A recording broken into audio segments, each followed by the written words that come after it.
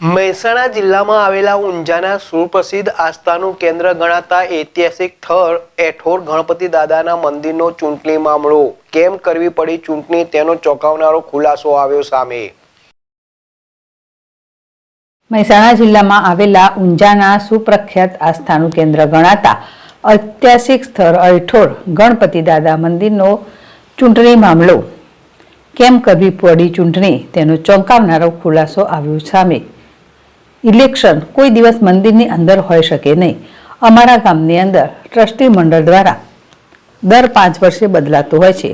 એમ વર્ષ 2019ની અંદર ટ્રસ્ટી મંડળમાં ટ્રસ્ટી તરીકે આવેલા અમારી મુદત ટ્રસ્ટી મંડળમાં ટ્રસ્ટી તરીકે આવ્યા હતા અને વર્ષ 2022ની અંદર મુકેશભાઈ ચૌધરીએ પ્રમુખ તરીકેનો ચાર્જ લીધેલો હતો।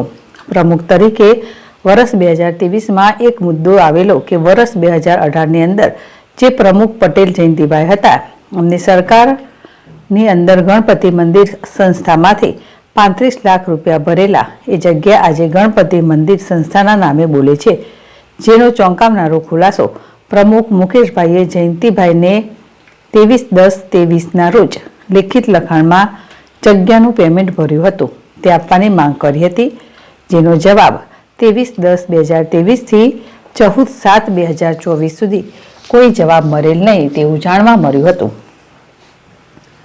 મંદિરમાં ગામ સભા બોલાવ્યા બાદ સિલેક્શન કર્યા પછી પ્રમુખની પસંદગી કરવામાં આવતી હોય છે, જે મંદિરના વહીવટ ગામે સભામાં સિલેક્શન કરવાની જગ્યાએ રાજકીય અખાડો બનાવી દીધો હતો।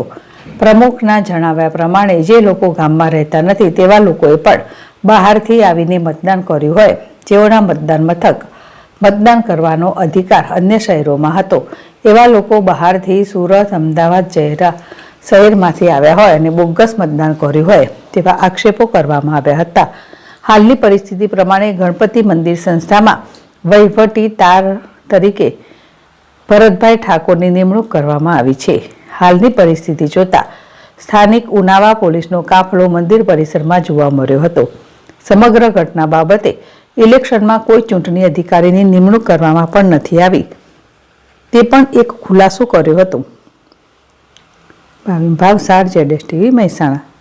કહેશો આજે જે અહીંયા ઇલેક્શનનો જે થોડા દિવસ પહેલાં માહોલ હતો અને અત્યારે ઇલેક્શનનો બહિષ્કાર થયો છે, આપનો પરિચય આપજો અને શું કહેવા માગશો, સમગ્ર શું બાબત હતી?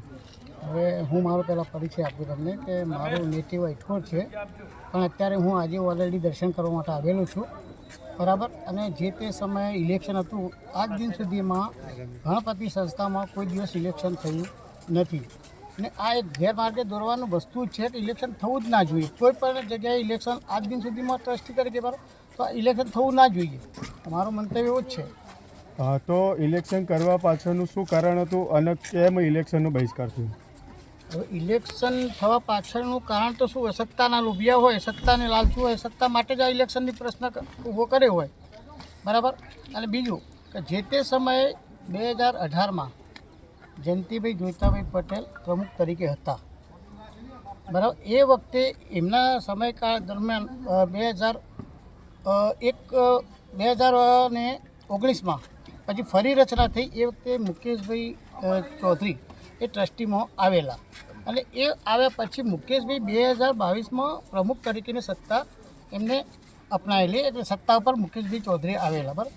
એ સમયે મુકેશભાઈના સમયગાળા દરમિયાન હવે એમની ધ્યાનમાં એવું કંઈક આવ્યું કે જે તે સમયે જયંતિભાઈ પ્રમુખ હતા એ સમયે કંઈક ગરબડ થઈ છે। એ ગરબડમાં એવું હતું કે 35 લાખ રૂપિયા, બરાબર, જે તે સમયે એમની જગ્યા રાખેલી અને પંચનામું ખોટું પંચનામું કરીને એમાં કરી 35 લાખ રૂપિયાની જે વસ્તુ બનેલી એ મુકેશભાઈના ધ્યાને આવેલું। એ દરમિયાન મુકેશભાઈએ લેખિતમાં જયંતિભાઈને જણાવેલું હતું કે આ વસ્તુ છે તો એનું લેખિતમાં અમને જવાબ આપો। આજ દિન સુધીમાં મુકેશભાઈને જવાબ મળ્યો નહોતો। હવે આ બાજુ એ લોકો ગામ સભા ભરી અને આ વસ્તુ કરવા માંગતા હતા, એટલે મુકેશભાઈ આ અનુસંધાનમાં એમને બહિષ્કાર કર્યો હતો કે ગામ સભા ક્યારે બોલાય કે જ્યારે તમે મને ક્લિયરિટી કરશો ત્યારે બોલાવીશ, એનું મહત્વ આ હતું।